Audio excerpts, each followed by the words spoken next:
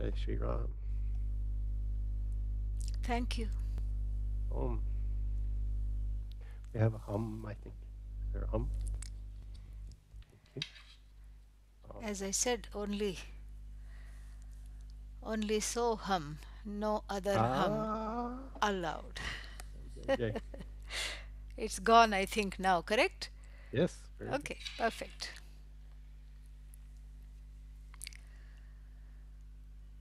ॐ आप्यायन्तु ममाङ्गानि वाक्प्राणश्चक्षुश्रोत्रमथो बलमिन्द्रियाणि च सर्वाणि सर्वं ब्रह्मोपनिषदं माहं ब्रह्म निराकुर्याम् मा ब्रह्म निराकरोत् अनिराकरणमस्त्वनिराकरणं मे अस्तु तदात्मनि निरतेय उपनिषत्सु धर्मास्ते मयि सन्तु ते मयि सन्तु ॐ शान्ति शान्ति शान्तिः ॐ सहनाववतु सहनौ भुनक्तु सह वीर्यङ्करवावहै तेजस्विनावधीतमस्तु मा विद्विषावहै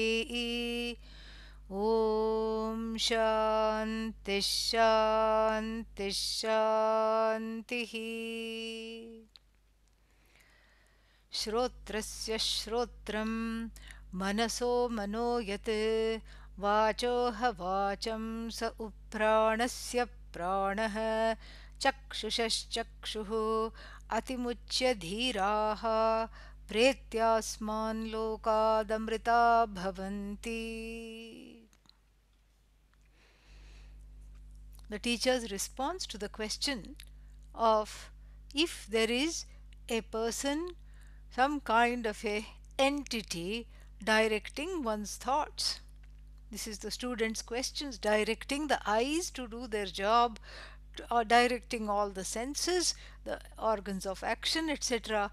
And the very ingenious response by the teacher, we saw the translation of it, and we'll see the essence of it today, is to point out to an entity that functions as the ear of the ear. And we have to make it clear here, there is only one entity that is being referred to, which is the eye of the eye. It's not that there are several entities. There is one entity called the eye of the eye, another one called the ear of the ear. No, there's only one entity which functions as the eye of the eye, and then simultaneously, without undergoing any change, functions as the ear of the ear, the mind of the mind, the prana of the prana, etc., knowing which one is freed from dying little deaths of finitude and disappointment and fear every single day. This is a very ingenious response, and it is based on a Vedic argument, a very ancient argument, Vedantic argument, Vedic argument, where there is a distinction made between that which is called samhata. Samhata means an assemblage, that which is put together. And so this is a very interesting logic to which we help ourselves, kind of a Vedantic logic that goes along with the teaching, Shruti Anukula Yukti, and so a logic that is not away from the truth of the teaching. And so there are things that are put together, samhata, and things that are put together, created, etc., are not for their own sake. Whenever something is put together, it's for some other purpose other than itself. So when you build a house, for example, a house is put together samhata, but the inhabitants doing griha pravesha and doing the housewarming ceremony, puja, etc., bringing in Bhagavan and then doing the first puja at home, it's not for the sake of the house. The house is not built for the sake of the house. That would be really silly. Somebody tells you, you know what, I bought a house, I built a house. You say, oh, congratulations. Are you going to move there? No. Oh, okay. So you're going to rent it out? No. Then what is it for? No, just like that, for its own sake. Oh, you're going to have some friends live in there? No. Is it for your son or daughter who is perhaps going to college and needs a place to stay? No. Then what is this house for? It is for itself. Nobody says that. That would be totally silly. Same thing with cooking. You make an elaborate meal, which I understand is the modus operandi during the pandemic. You can't go out, you can't go to the restaurant. So everybody has become a cook and a baker and all these things. And so you make an elaborate meal and you make lunch, and after that what? Naturally you eat it. The eater of the food is different from the food. The eater of the food is asamhata, not belonging to the assemblage called the food, which has, which is put together. This is the idea. You just understand the general logic, and then we'll see how it applies into this situation. So this is the idea that that which is put together, samhata, is for the sake of something else that is outside of this assemblage. Now replace the house in the example that one has purchased, or the food that one has cooked, with the body that has already come pre-cooked in the mother's womb. It has cooked. The human body here for 9 months it has cooked, and then this pre-cooked body, along with the eyes, blinking eyes, the ears ready to hear all the sounds, and everything has just come ready. For whose sake are the eyes put together? For whose sake are the ears put together, created? For whose sake is the mind? For whose sake is the prana? It is not for the sake of the eyes. Here, all this assemblage, one more word we have to understand here is karana. Karana. Karana means they are instruments for the use of an intelligent, conscious being that is naturally untouched, naturally outside this assemblage. Is not part of the assemblage, cannot be part of the assemblage. Should not be part of the assemblage, because otherwise it will make no logical sense. It's like a house buying itself in order to occupy itself. It is just not possible. So this asamhata, the main point here by the teacher is Atma is asamhata, the I, the self that the student is wanting to know, is not created, is not put together. So then what is that? It is not a karya. It is not an effect. Anything that is put together is an effect. It is not an effect. And if it is not an effect, that means it is not put together. And if it is not put together, it doesn't fall apart, because that's another logic that we can help ourselves to. Anything that is put together falls apart. Here, the Atma thankfully is not put together, so no falling apart is in the program. No falling apart possible. Even though one is all the time saying I am falling apart, that is just a wrong association or identification with the mind that makes one make that claim. No falling apart. Why? It is not put together. Then what is put together?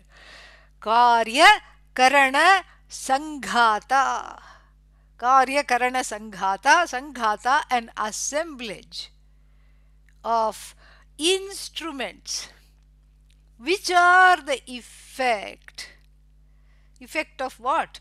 Effect, we'll see. Effect of the effect of that we call the manifest Jagat. an extension of Bhagavan. This is also going to be pointed out.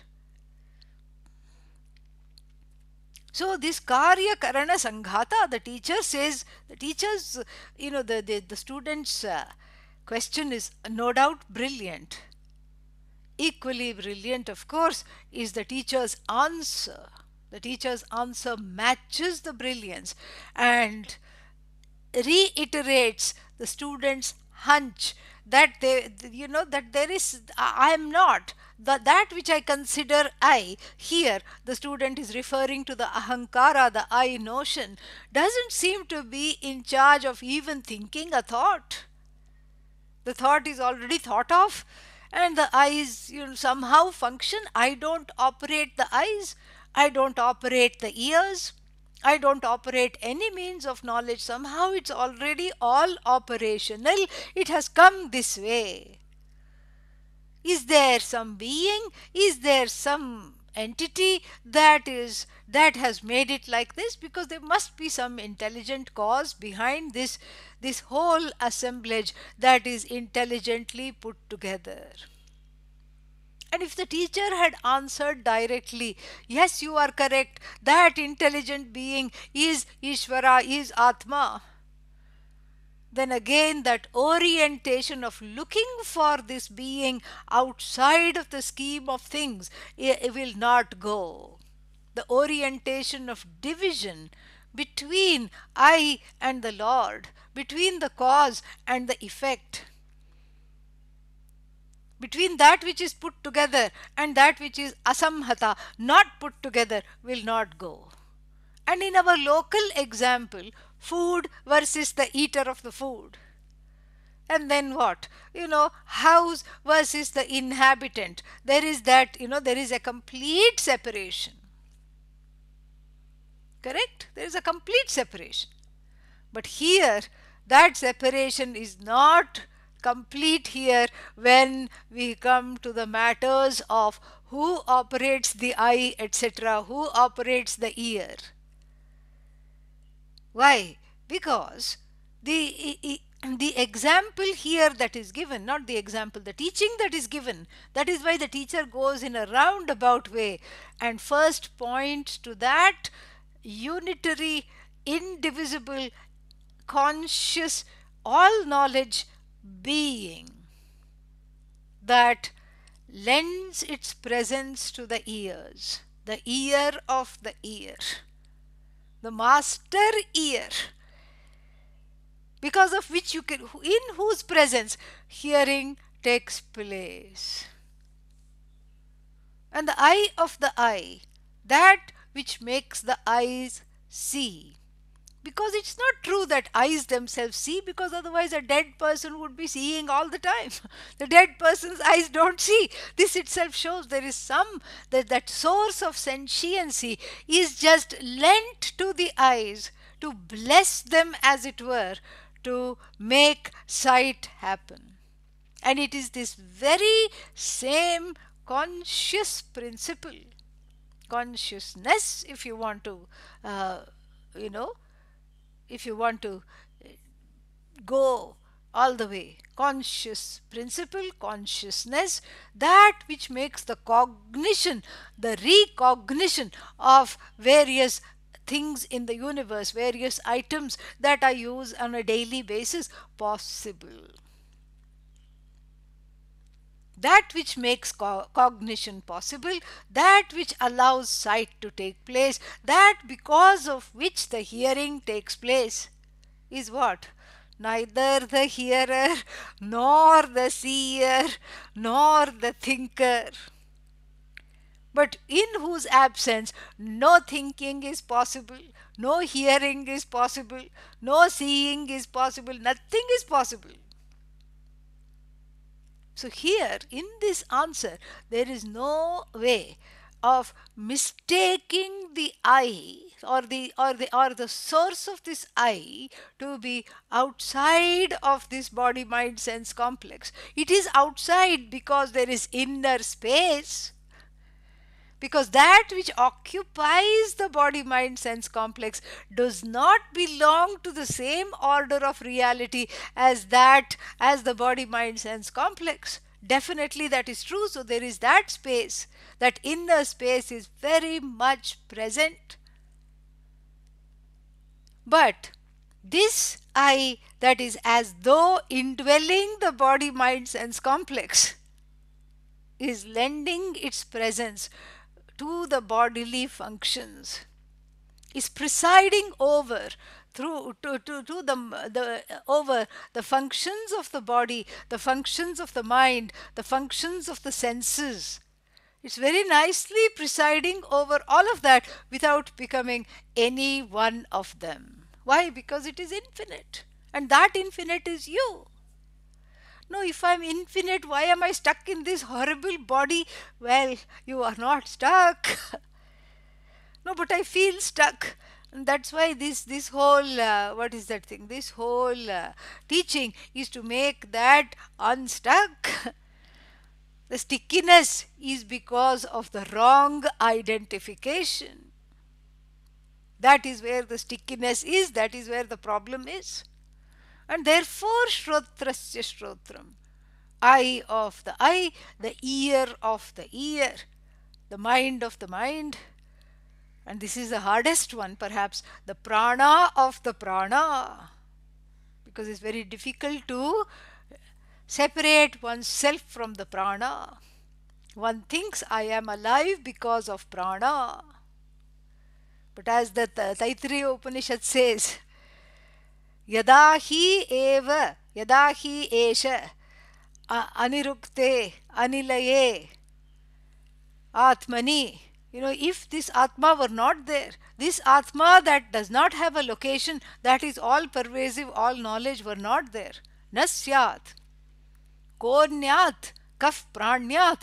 Who would be breathing in? Who would be breathing out? So this prana, this respiration with which one identifies, so totally, so much so that when the mind is disturbed, the prana is disturbed. When the mind is listless, the prana is just also just weak and not wanting to do anything. And when the body has jvara, fever, or some sickness, the prana again is disturbed. So the identification with the prana is so complete, one forgets that this I is lending its presence for the breath to come in and go out.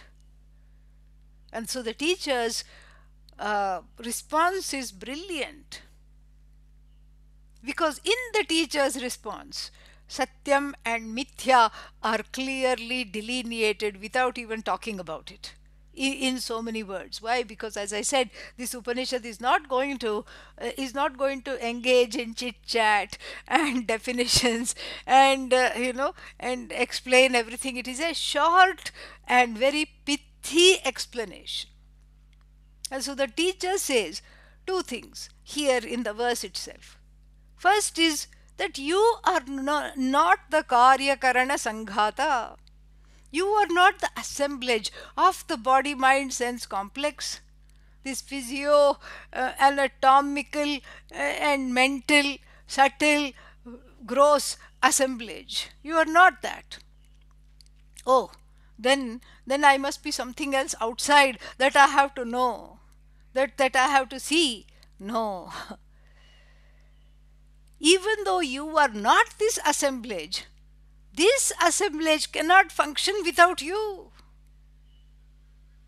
This assemblage cannot even live without you, cannot exist without you. This assemblage has no other existence other than you.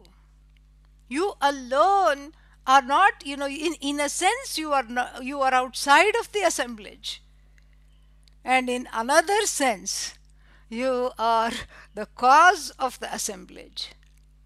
You are the cause of this assemblage. You are non-separate from the cause of this assemblage. Just listen, we'll see all this. Each one will unpack and see. You are non-separate from this assemblage because this assemblage completely depends on you. You are the cause of this assemblage as Ishvara, as Brahman, yet you are separate from this assemblage because you are as though dwelling in the assemblage without being strangulated by or following the laws of the assemblage. In other words, you are Sat, the assemblage that you bless is Mithya. That which cannot be negated is Sat. First definition of Sat. Abadhitam Sat. Non-negatable is Sat. And we have already seen. Are you here? Yes. You cannot ever say no. Are you here? No. Supposing you say that, what will happen? It will be like a small child saying, I'm not hiding behind the couch. Don't look there. I'm not under the bed. So even if you say no, you are all but advertising your presence. You can say, I was absent from that meeting. It's a particular time. From 4 to 5 I was not there. Okay, that means you were elsewhere. Or I was absent in another place. I wasn't in Rishikesh because I went to Haridwar for the day. Okay. So maybe you were absent in a particular place or time, but there is no absolute absence for you. What about death? That which is born dies. As I already pointed out, that which is put together falls apart. That which is born dies. Were you born? Well, yeah, because I have a birth certificate.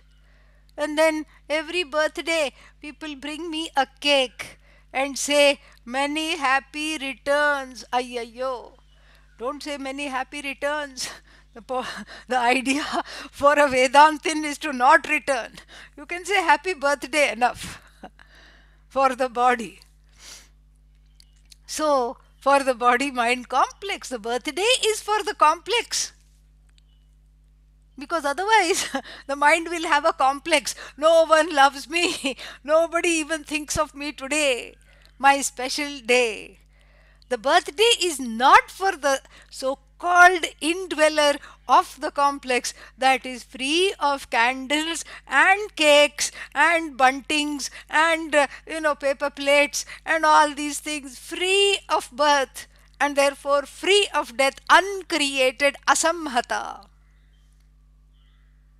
That is the whole thing. So, the second thing we need to know about Sat. First definition, non-negatable. We've seen that. Abadhitam Sat. And the second definition of Sat is that it is unchanging. Trikalepi tishtati iti Sat. Always the same. Yesterday Sat was same. Today Sat is same. Tomorrow Sat will be same. That is why in the Chandogya the teacher says, Sadeva Somya idam agre asit. 6th chapter, Uddalaka teaches Shvetaketu. Idam agre, before this whole manifest universe came into being, there was something. Was. Only from our standpoint of Srishte Prak, before the so-called manifest universe came into being, that conscious principle, that self-existent principle called Sat was already there. Tat Sat, Sa Atma Tvamasi Shvetaketo. That Sat indeed is this you that you are trying to find out the truth of. O Shvetaketu, Tattvamasi. That Sat is known as Tat. And so, these are the two definitions of Sat. And this is experientially understood for all the people who keep wanting to have experiences. This is experientially understood because you can never negate yourself. You are always there. You are there. Trikalepi tishtati. In all 3 periods of time you are there. That's why you can show me, a photo One gentleman showed me a photo. This is how, this is me. And he was an elderly gentleman. And this is me when I was 2 months old.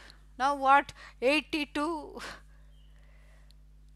And how can you say this is you? I know this is me.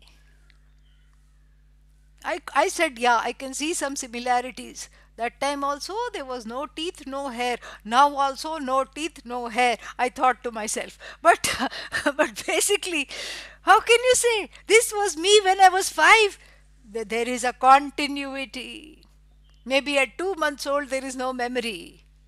But the first time you fell off a bike, a swing, and then scraped the knee, cried, looked for mummy, and then mummy came and said, this is not a big deal, it's okay, don't be scared. Cleaned the wound, applied a bandage, and you felt all better. And you will say, that was me. There is a continuity. This is what it is. And then you can even, forecast it into the future. Like sometimes, these children on milk cartons, the missing children, their parents, go to the lodge a complaint.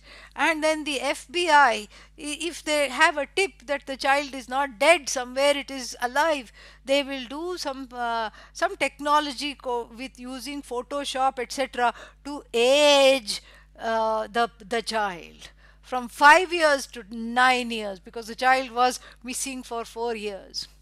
So when the child was missing, the child was 4 or 5 years old. Now 5 years have elapsed, and then there is called some kind of a photo technology. You can see in the future what the child may be looking like now. That time it went missing, and now it will be looking like this. Same thing with wanted, the wanted crime, people given to crime. A robber made off with something. When? In 1992, at large, robbed a bank or two, and then at large. From 92 to 2022, what all changes would have been undergone. Then they will make a aged photography. It's called something, I don't remember the technical term. They will age the photo itself, and they will use the scientists to see what anatomical changes will be there. But then again, if they paste the photo in the police precinct, and somebody recognizes and the fellow is brought to justice, then what do we have to thank? We have to thank this this futuristic photograph. Very interesting. So then this I doesn't change. Unchanging I, non-negatable I, Sat. And this non-negatable, unchanging I, as though, and here we have to permanently have these, what is that called? Apostrophes. Every Vedanta teacher has to be like that. Because we use the word as though so many times. As though occupies. Occupies is within quotes. As though occupies this samhata body mind sense complex, yet is separate from this body mind sense complex, does not become the body mind sense complex except through self ignorance, except through wrong identification, except through all kinds of nonsensical complexes. It's the self-ignorance and the wrong identification that is the cause for sorrow, and the wrong identification, I am as good as this body, I am a doer, I am subject to the receipts of my actions. All this is completely a wrong understanding. Because when Sat occupies something, it makes that very thing it occupies sacred. It makes it, in other words, itself. Wait a minute. Just now you spent a lot of time making a distance between samhata, put together, body, mind, sense complex, etc., and asamhata, not put together. Now you are saying that the Sat has made the body Sat, the mind is Sat, senses are Sat, ears are Sat, eyes Sat. What else? Prana Sat. Yes? No, no. How? This is so confusing. So then if everything is Sat, then I am as good as the body. Sat is not everything. Everything is definitely Sat. Body is Sat. Sat is not the body. Mind is Sat. Sat is not the mind. Senses are Sat. Sat is not the senses.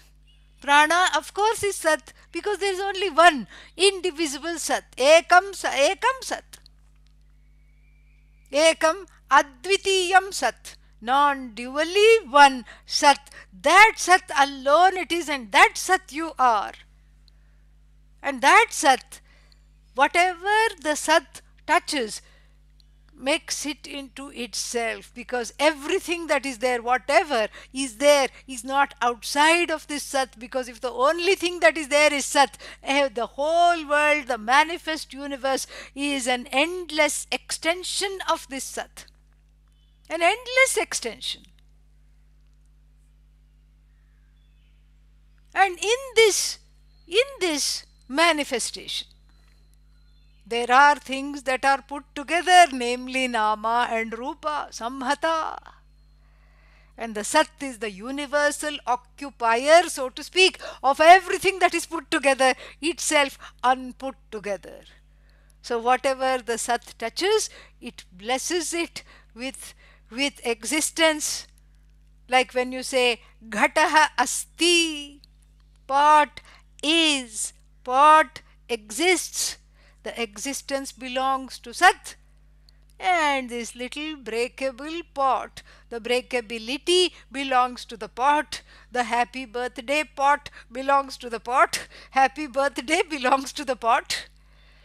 And then Ram Naam Satya Hai, when the pot dies away, you can just give it a little funeral. That belongs to the Nama Rupa.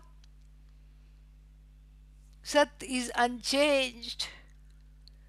But without this Sat, pot is not pot, thought is not thought, cat is not cat, hat is not hat, mat is not mat. Everything is Sat, Sat, Sat, Sat, Sat alone.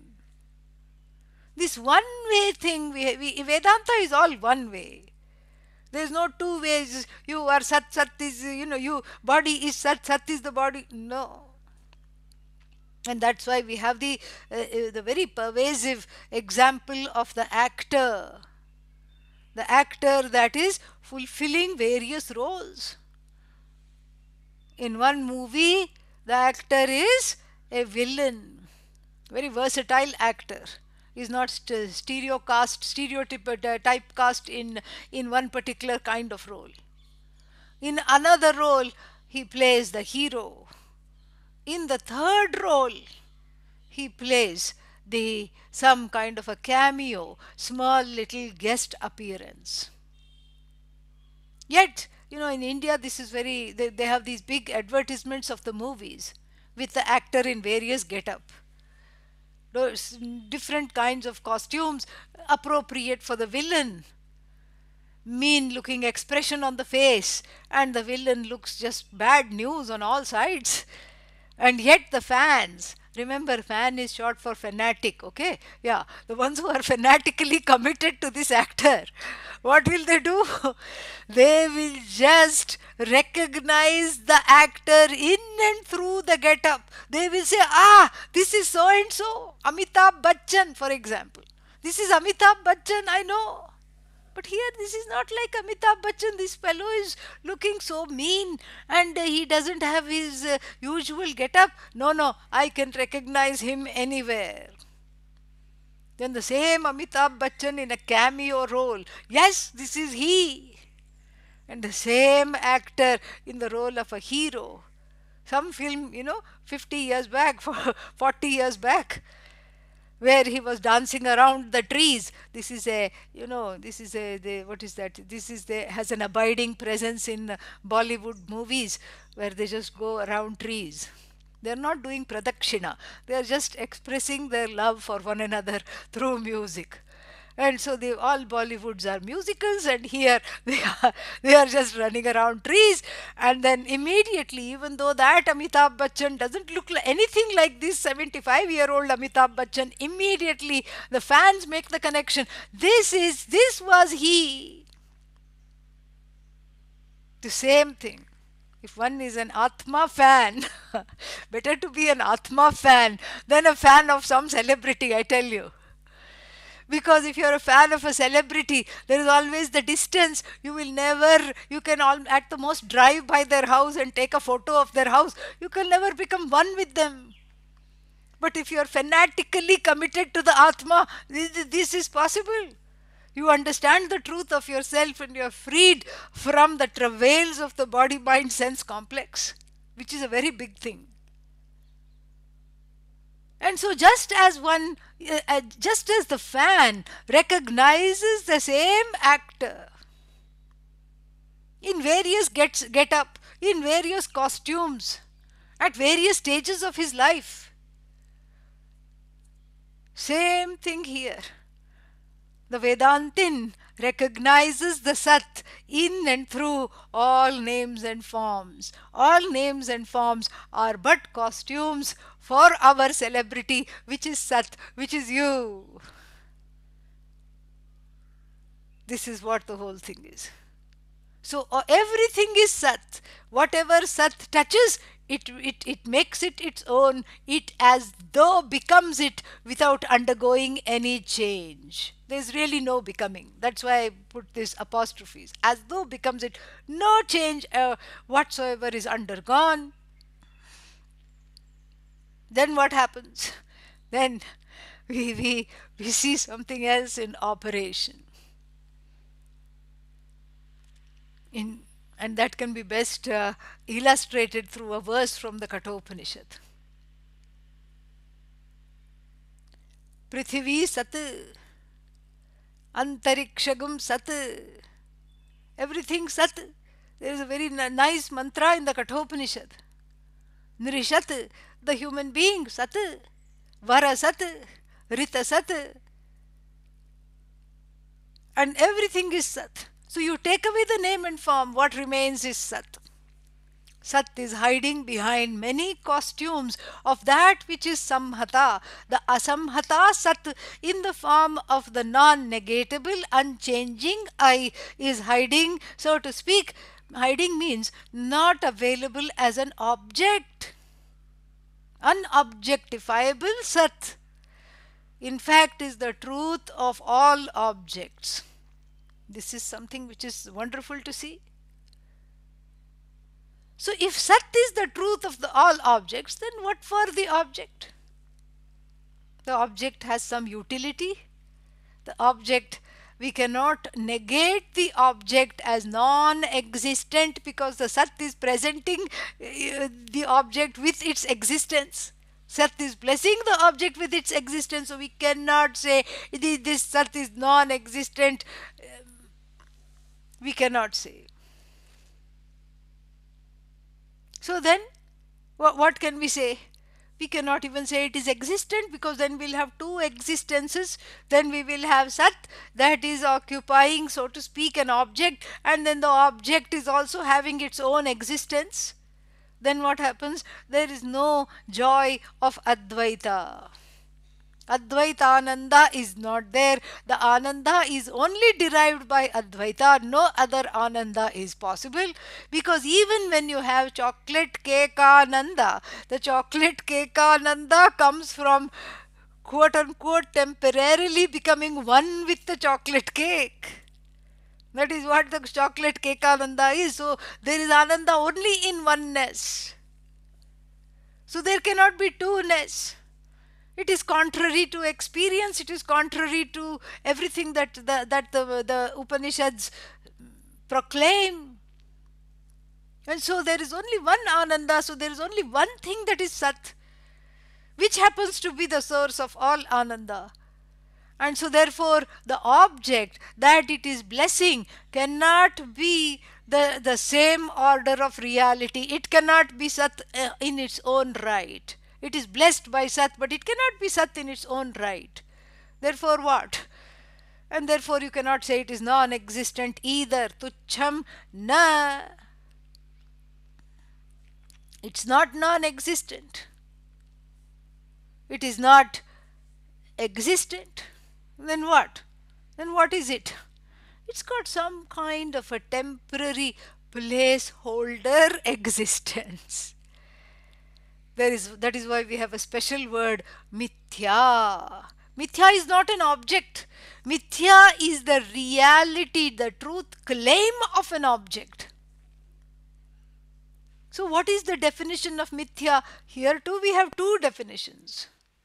One, and these definitions are very interesting. They are as sneaky as mithya itself. Two definitions exist for mithya. The first one is what? Is that which is non-separate from Sat. To put it in Sanskrit, adhishthana ananyat mithya. Adhishthana means another word for Sat, the truth of everything, Sat alone, and this is non-separate from Sat. This I pointed out to you. Everything is Sat, so you can say pot Sat, flower Sat, flower is, pot is. So here there are two entities coexisting together, so to speak, as though coexisting. One is Sat, is, signified by the English word is, existent. And the other is that which is enjoying that existence for a certain period of time until its karma is expended. Flower Sat, flower is. Ghata Sat, ghata, pot is. Pata Sat, cloth is, pot is, thought is. Hat, mat, cat, rat is. So there are two entities. One cannot be negated, it is Sat. The other one also turns out it cannot be negated as non-existent because it is here available for objectification. And mithya is very proud of itself. I can be objectified, you cannot, it tells Sat. You cannot be objectified, I can be objectified. Nobody knows you, nobody loves you, they only love me, the Navarupa. They only love me. That which is this, that, and nobody knows I am really you. They just fall in love with the name and form, with the object. And so the first definition of mithya is non-separate from Sat, adhishthana ananyat. And then there is also another definition. Because Sat has two definitions, so mithya also, not to be outdone, wants to have two definitions. And what is the other definition? This is a very sneaky definition. Sad asadbhyam anirvachyam. So that which hangs like Trishanku the sage between Sat and Asat, between existent and non-existent. So in other words, that which cannot be categorically said to be existent in its own right, and that which cannot be categorically denied as having an existence, because it is available for vyavahara, transaction. Very fantastic. So that which is hanging in between existence and non-existence, that is why there is so much confusion. That's why Vairagya is so difficult, because it is, I can't sort of give up everything. I'm a householder. So that means what? I'm house held. I'm held by the house. Can't give it up because it is real. If I give it up, everything will fall apart. It is real. That is the feeling. Because of this this as though reality. This as though reality is a projection of Sat. And so this as though reality has to be understood as though by seeing Sat in everything. Starting with one's own body, mind, sense complex. Otherwise, if you recognize Sat everywhere except right here, then one will be like the 10th man, Dashamaha, the 10th man who forgot to count himself and came up always with the number 9. He had gone with 9 friends on some kind of an outing. That is what the whole 10th man syndrome. So if one doesn't want to have the 10th man syndrome, that is why one begins with oneself. Wherever the self is cognized, that is in this assemblage called the body, mind, sense complex, which is samhata, made for the purpose of that which is asamhata, not put together, not part of the assemblage in any way, yet ironically, because of which the assemblage exists, which is the cause of the assemblage, we have yet to see that, and then because of which the assemblage shines. Asti bhati cannot be separated. The assemblage is animated.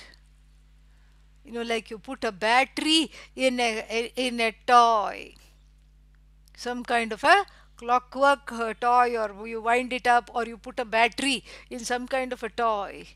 Suddenly, the toy comes to life.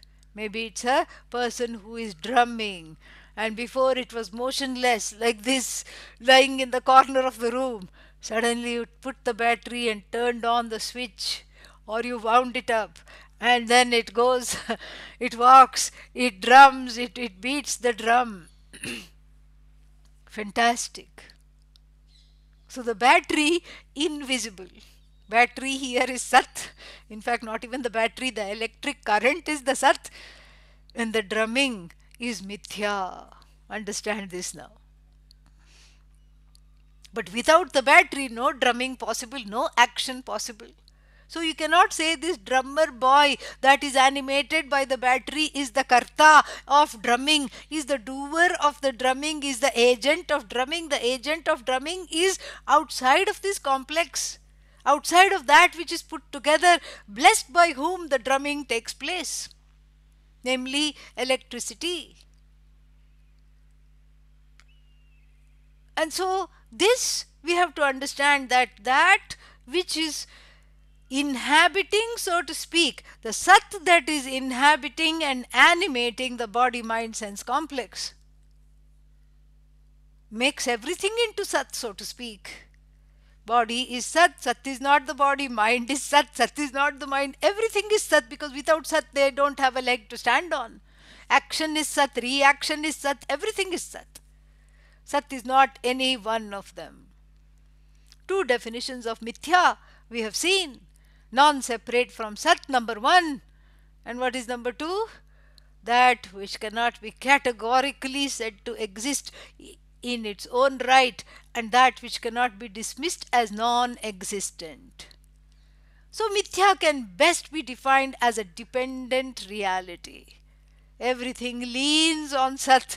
Mithya also leans on Sat. If Sat were to withdraw, pull the rug, nothing else exists. This is the relationship between Sat and Mithya. And here, you are Sat because you are not put together. You can show me a photograph, a toothless, hairless photograph. You can show me and say, this is me, this was me. And so, this is all very beautiful to see. You are that non-negatable Sat who owns up sleep, who owns up the waking state, of course, and who owns up the dream state. Everything you own up. And you are non-negatable and you are unchanging. And you are in some kind of an association, a mithya association with the body, mind, sense complex, where the body depends on you, the breathing depends on you, not the other way around. The eyes depend on you for functioning, your own presence.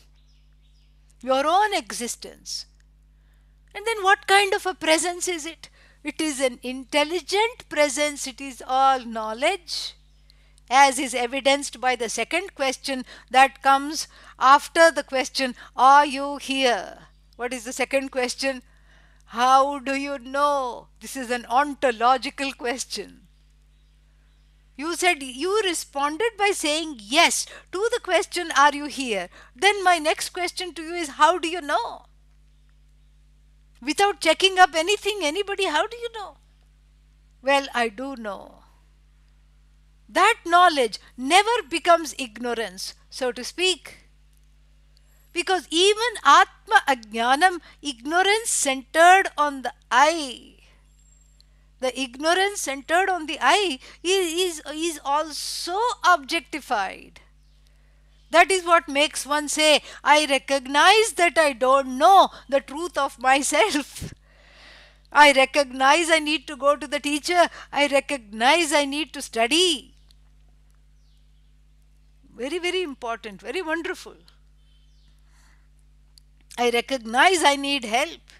So even the ignorance centered on the I is mithya. It depends on the light of consciousness as jnanam, as you, as that sentient entity, because this is not a dead sat. It is a sat that is alive. It is a sat that is kicking and screaming to be recognized as the truth of oneself. So therefore it is all knowledge. It is aware of itself. Everything becomes evident to it. It means what? You. You are self-aware. You cognize yourself. Everything is but an object of your cognition. You are the only subject to which everything becomes evident. And this subject cannot be resolved. All objects resolve into the subject, but this subject, I, namely, is irresolute. This is the teacher's explanation, very brilliant explanation. Oh, so I am the subject? Yes. Then what happens? Then we have the next problem. Because the human mind is just, what should I say, unapologetically categorical. So it just needs something to hold on to, because the pramata, as I pointed out in the first class, the one that is wanting this knowledge, is wanting to conquer Atma.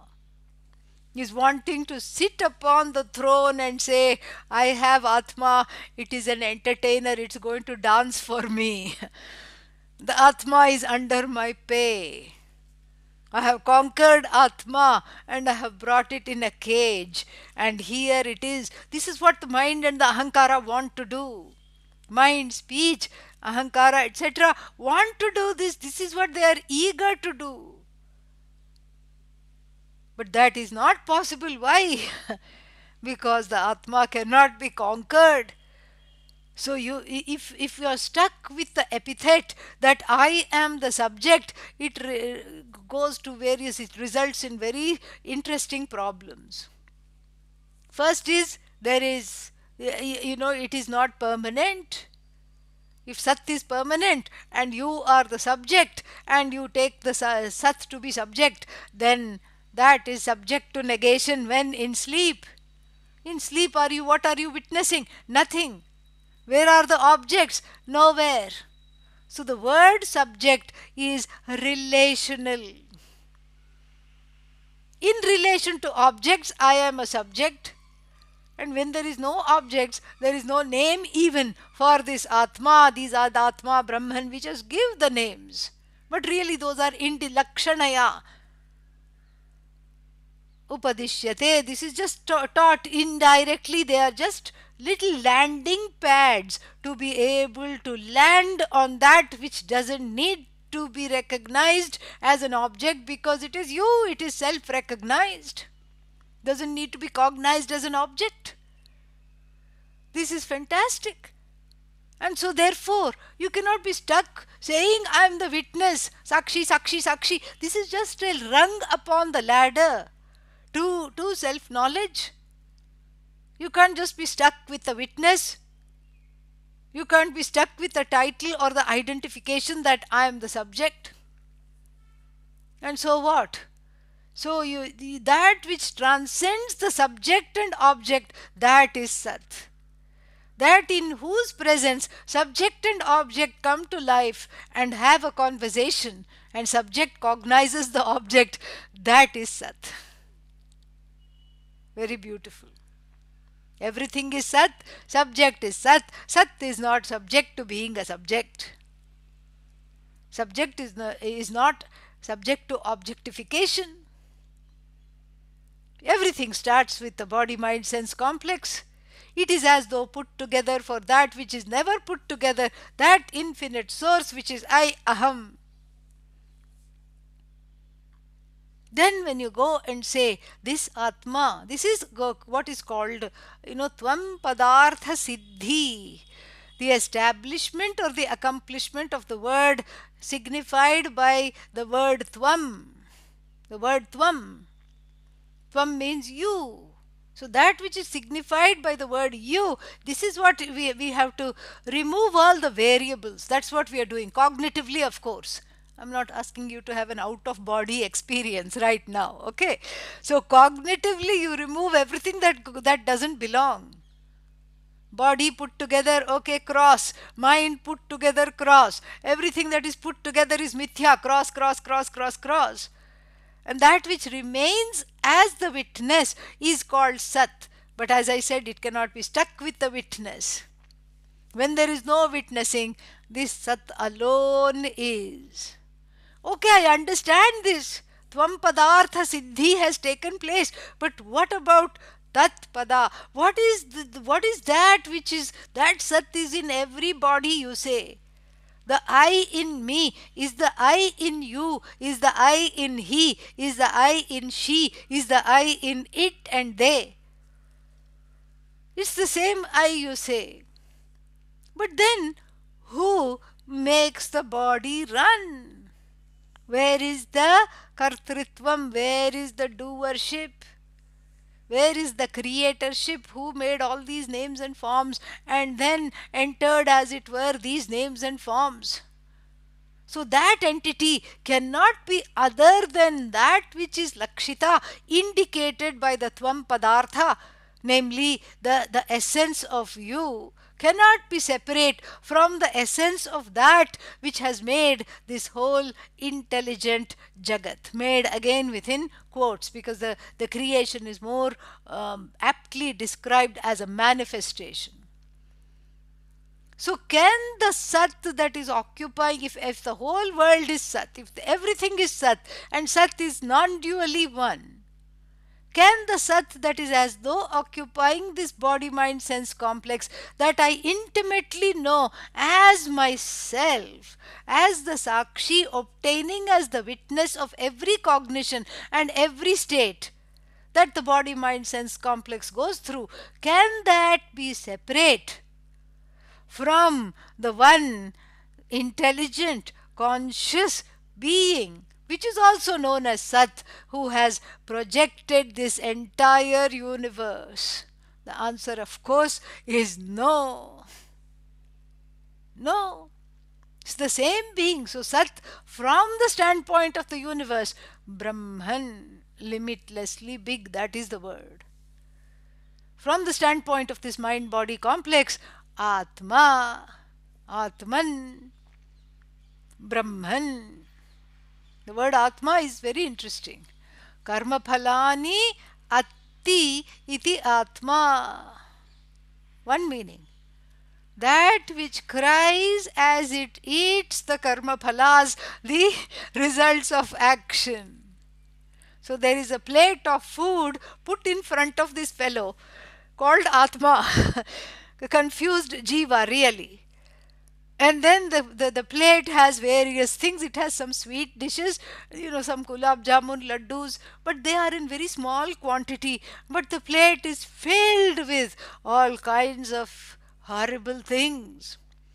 One of the items has bugs crawling on it, live bugs, and then the other one is very pungent. The third item of food seems to be rotten. The fourth one is so spicy. The fifth one is very dry. It's better to eat a piece of cardboard. That is how it is. And so the person sits in front of the plate of food called prarabdha and weeps copiously. Karma phalani atti. Slowly, slowly, the plate has to be finished. Because this is the law that the plate has to be finished, and identifying with the body mind sense complex, identifying with the plate, owning up the plate as my plate, you can't take it away and I have to eat it. The person sits and cries and says, "Oh no, this life is terrible. Look at the difficulties for the body, look at the difficulties for the mind, look at financial problems, look at emotional problems, look at all kinds of problems, relationship problems, wherever you look, problem, problem, problem." In fact, even when I was a child, I was known as a problem child. So many problems, so little time. Here is my plate. I have to ingest it. Karma phalani atti, one definition of Atma. But then one is not confined or consigned to this definition. Growth takes place with oodles of grace from Bhagavan because of devotion and purva punya. And then because there are certain things on the plate which makes all the other difficult things to eat like the crawling bugs etc disappear. This is what purva punya, Bhagavan's previous karma, that is being given as an antidote for ingesting all these other unsavory things. And because of that, growth is possible. One becomes dharmic, then one gets interested in knowing the Atma, one goes to the teacher, one wants to be instructed, and as a result of the instruction one gets free of self-ignorance. And that, my dear friends, is the second definition of Atma. Apnoti sarvam, that which pervades and occupies everything, that which gains everything, that which is everything, Atma. Beautiful. So in the word Atma itself is not only built in these two radically different definitions, the one based on the mistaken identity of identifying with the Nama Rupas, starting with one's own body, mind, sense complexes, and then ending up with a bucket load of complexes. And the other one is the truth of the I that occupies everything, nay, that is everything. Beautiful. So the definition of Atma shows the self-growth, shows the growth right there, shows not only the I, but the mistake and the journey to rectify the mistake and the truth of the I after rectification of the mistake. Brilliant, fantastic.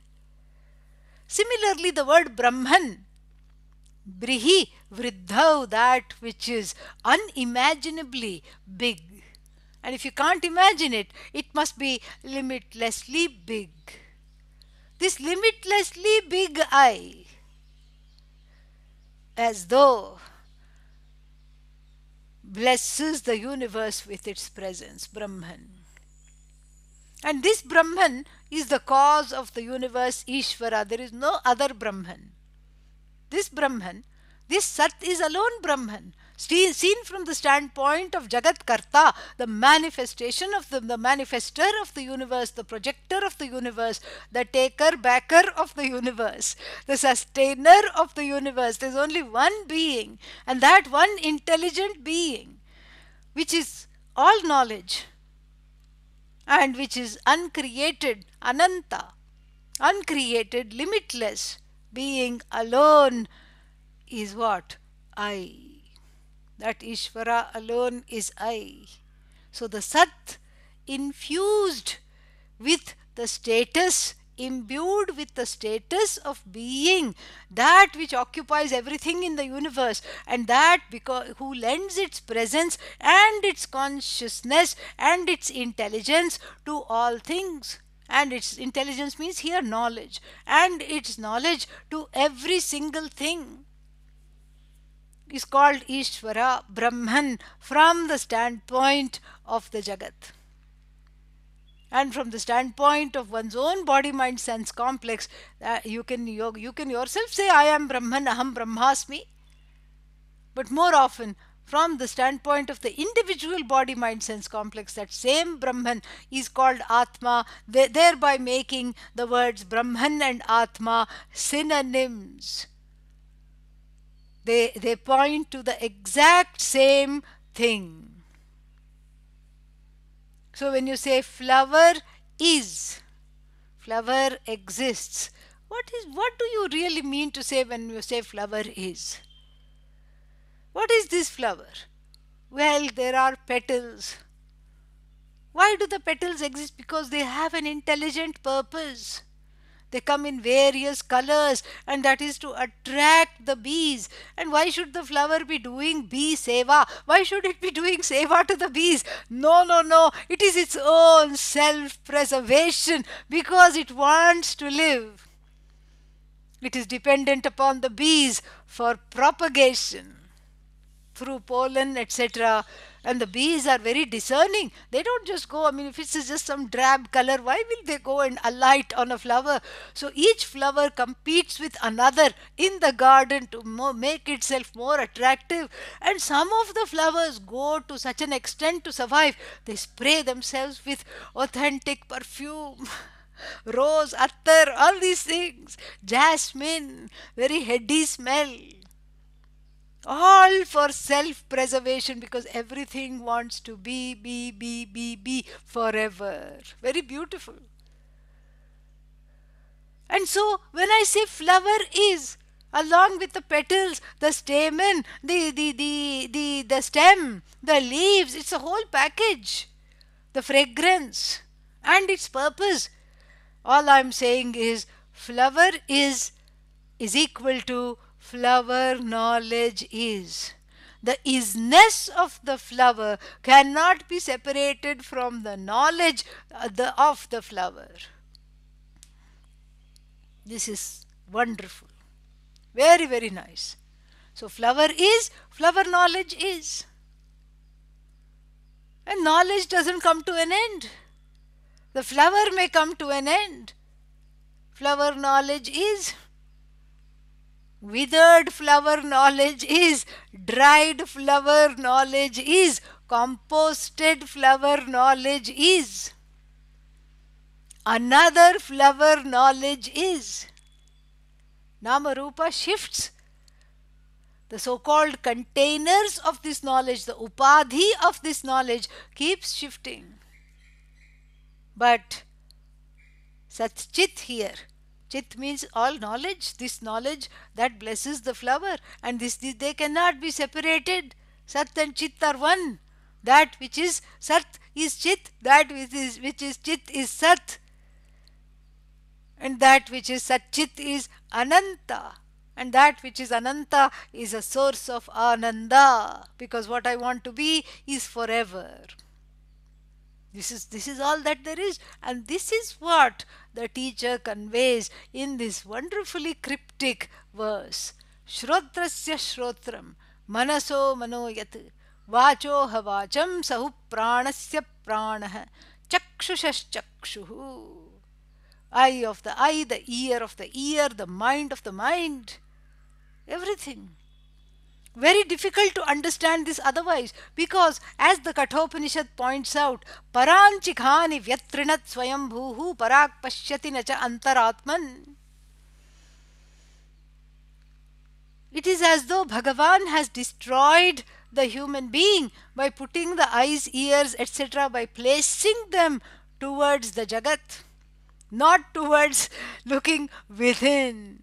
They always look without and then get confused. They fall in love with finitude in the form of all kinds of things in the universe that shine. They don't recognize the Sat. And so they just go for the Nama Rupa and then try to make the Nama Rupa infinite, and then in the process become very depressed, sad, exhausted, tired, one life gone, another life. Oh Lord, what have you done? Where is the chance to understand this? No chance until and unless one submits to this knowledge. No chance whatsoever. There are certain things in the world you can, you can be a famous scientist without knowing the I. You can be a wonderful, astronomer without knowing the I. The I to be known has to be chosen, just like the student going to the teacher with the question Kene shitam patati preshitam manaha. And the teacher also succinctly points out the phalashruti, the purpose of this knowledge. The purpose of this knowledge is not to write a book and become, famous in your circles. That's not the point. The purpose of this knowledge is something entirely different. The purpose of this knowledge is freedom from sorrow, not for 5 minutes, not for 5 years. Permanent freedom from sorrow by knowing the permanent as yourself. This jnatva we have to supply, knowing this. That's not there in the verse. Jnatva, knowing this. Atimuchya dhira. Atimuchya means recognizing oneself as the Sat, which is neither the body nor the mind nor the senses, but at the same time which lends its presence and its intelligence and its limitlessness to the body mind sense complex without becoming anything, without becoming any thought, without becoming any of the finite limitations that are associated with the body mind sense complex. That is Sat. Sat, therefore, is first obtained and understood and grasped, so to speak, indicated as the witness of the body mind sense complex. And this witness of the body mind sense complex is later seen to be non-separate from the source of the universe, the cause of everything, the Sat wearing an Ishvara hat, a crown, the king of the universe crown, queen of the universe. And then what? Endowed with Shakti. There is no king without queen, understand? So the king and the queen of the universe, along with Maya Shakti, endowed with this Kalpita Mithya Maya Shakti, makes this Sat capable of projecting an entire universe which it occupies, which is non-separate from it, but which is separate from the universe. And this equation, that this miserable entity up till now occupying this falling apart body, the never mind and the senses that drive one senseless, is nothing other than the cause of the universe, Ishvara. In this recognition, there is redemption, atimuchya, crossing all boundaries, crossing all categories, crossing all boxes. Dhira, the wise one. Dhiraha, the wise ones. What happens? Amrita bhavanti. They are immortal because they don't recognize themselves as the body. No longer they are confined to this body. Body does whatever it does. I am that which is as though occupying this body. Body falls, I am immortal. This is what is the first recognition. And because of this recognition, if one is immortal, that's what one wanted to be. So therefore, one is not sad. Whatever happens to the body, one is not sad. Whatever happens to the mind, one is not sad. There is no sorrow. And everything being me, there is no fear that something is other than me and it will take over me, or somehow I will lose my standing. No such fear of another, no such fear from itself because it is partless, no such fear from something like it because it is unlike anything else. It is you. This is you. Pretya asmat lokat, dying to this world of smallness and finitude, dying to this world where everyone is identified with the finite. Here, one person who chooses to know this knowledge is freed of dying every single day. The deaths of despair, disappointment, strangulation, and finitude, one is free of that. And then, when the body drops, one was already free while living. When the body drops, one continues to be free. No kind of residual karma is there, warranting another life. No karma is there. No and karma means what? Karma phala here. Unfulfilled desires are not there. Sarvan Kaman Samashnute, because knowing that I, as the cause of the universe, as non separate from Ishvara, as everything else is mithya, I am that Sat that is upholding mithya. Everything in the universe is an extension of me.